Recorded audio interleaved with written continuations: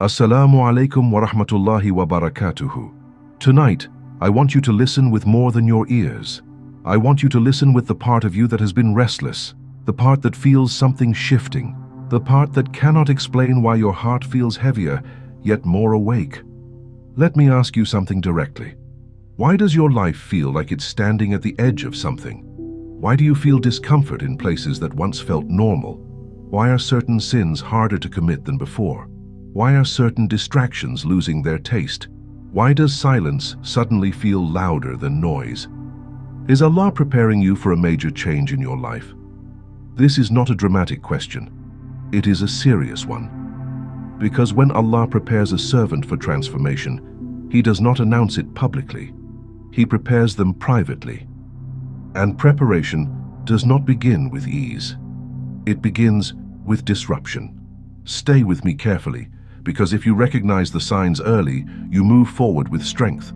If you misread them, you may resist the very change that was meant to elevate you. Now let us begin. Major life change does not begin outside. It begins inside. Before Allah changes your situation, He changes your satisfaction with it. You start feeling restless in comfort. You feel misaligned in environments that once entertained you. You feel uneasy during conversations that once felt normal. It is subtle at first. You cannot explain it. You just know something feels off. And this is where many people make a mistake. They think something is wrong with them. But what if something is right with you? What if Allah is increasing your spiritual sensitivity? When the heart becomes more aware, it becomes less tolerant of darkness. You start noticing. Music or content that once felt harmless now disturbs you. Time wasted feels heavier than before. Prayer missed feels more serious. Backbiting sounds uglier. Your own hypocrisy becomes harder to ignore. That discomfort is not random. It is spiritual awakening. Here is a principle. When Allah wants to elevate you, He makes your current level feel too small. Because you cannot climb higher while being satisfied with where you are. Let me reset your attention with something honest. If your soul had a hunger level, would it be starving right now, or finally craving something real? Think about that.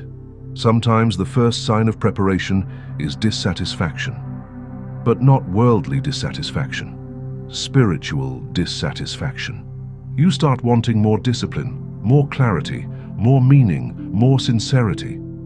And yet, you may also feel confused. Why now? Why is this happening all at once? Why do I feel distant from certain things?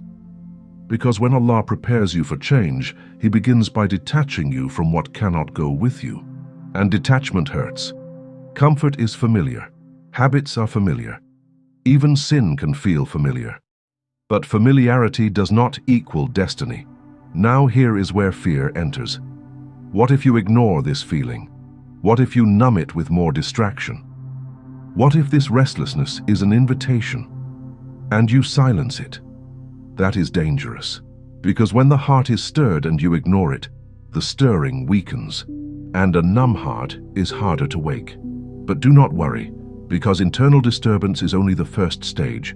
The second stage is more intense, and most people misinterpret it completely. After discomfort comes pressure, not random pressure, targeted pressure. You begin facing tests that strike your weakest points. If you struggle with patience, situations demand patience. If you struggle with ego, situations humble you. If you struggle with attachment, things are removed. If you struggle with consistency, your discipline is tested. You may say, why is everything hitting me at once? Because preparation compresses time. Lessons you ignored for years are now presented repeatedly. This is not cruelty. This is refinement. Gold is purified by heat. But imagine gold complaining inside the fire. It's too hot. I didn't ask for this. Why me? Yet without heat, it remains impure. Here is a hard question. If Allah gave you the life you dream of right now, would your current character protect it or destroy it? Silence there is important. Many people want the outcome of elevation without the process of purification. But Allah is just. He does not increase responsibility without increasing capacity. And capacity is built through pressure. Now let us trigger your urgency. How many times have you promised to change soon? How many times have you delayed repentance because you assumed there was time? Preparation often comes with narrowing margins. You feel time differently. You feel accountability more intensely. You think about death more seriously. You reflect on a hero more deeply. That is not anxiety. That is awareness. Attention reset. If your current test is training, are you resisting it or learning from it? Because here is the reality. Pressure reveals what comfort conceals. Under pressure, you discover your true patience level, your real reliance on Allah, your sincerity in dua, your dependence on validation, your hidden arrogance, and this exposure can be uncomfortable. But exposure is mercy. Better to see your weakness now than to carry it into a greater responsibility later. There is another sign during this stage. You feel less tolerant of your own excuses. You catch yourself. You correct yourself. You become more self-aware. You begin valuing obedience even when it costs you socially. That shift is major, because when Allah prepares someone for change, He upgrades their standards before upgrading their situation. What happens when refinement is complete? What happens when detachment has taken place and purification has begun? That is where separation starts, and separation is the stage that tests your trust the most. But we will reach that soon. For now, ask yourself honestly, are you being punished or prepared?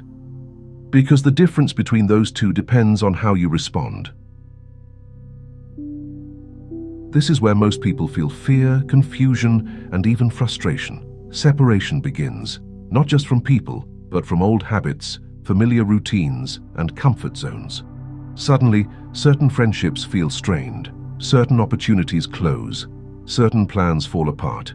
You may even feel isolated at times, but remember, closed doors are not always loss. Sometimes they are protection, sometimes they are redirection. During this stage, you will notice subtle but powerful signs. Your heart leans towards sincere repentance. You become more aware of private sins. Worship becomes more appealing than worldly distractions.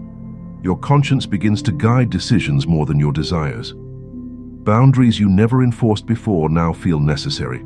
At first, this separation feels painful. You may even question Allah. Why is this happening? Why am I losing things I thought were important? Do not mistake discomfort for rejection. This is the refining stage. Your inner compass is being recalibrated. Fear and urgency are present because growth always challenges comfort, but this is the stage where clarity begins to emerge. You may not see the full path yet, but your heart begins sensing the direction. Reset your attention for a moment. If your spiritual compass were visible, would it be pointing true north or spinning in confusion? The next phase demands a choice, a conscious alignment of your heart and actions with the change Allah is preparing. Now comes the most crucial stage, the decision point. Allah will not force change upon a heart. Transformation requires readiness and obedience. At this stage, you will face choices daily, between comfort or obedience, between delay or discipline, between desire or submission, between habit or transformation. Your readiness shows in how you respond. Do you choose what is easy or what is right? Do you act according to your whims or your conscience? When obedience meets readiness, doors begin to open, not always with fireworks, often quietly, steadily, unmistakably. You will notice your priorities solidify, your intentions become cleaner, your actions align with your conscience. Your fear of displeasing Allah outweighs fear of worldly loss.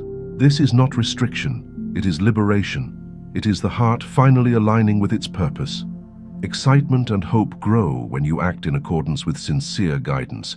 Even small steps bring momentum. Even quiet changes bring transformation. Final reflection. If your heart is soft, respond now. If your conscience is awakened, follow it. If you feel pulled, step forward. Sometimes the greatest change begins not when the path is clear, but when the heart decides, I am ready to obey, even without seeing the full map. This is the moment of preparation meeting action. This is the doorway to your major life change.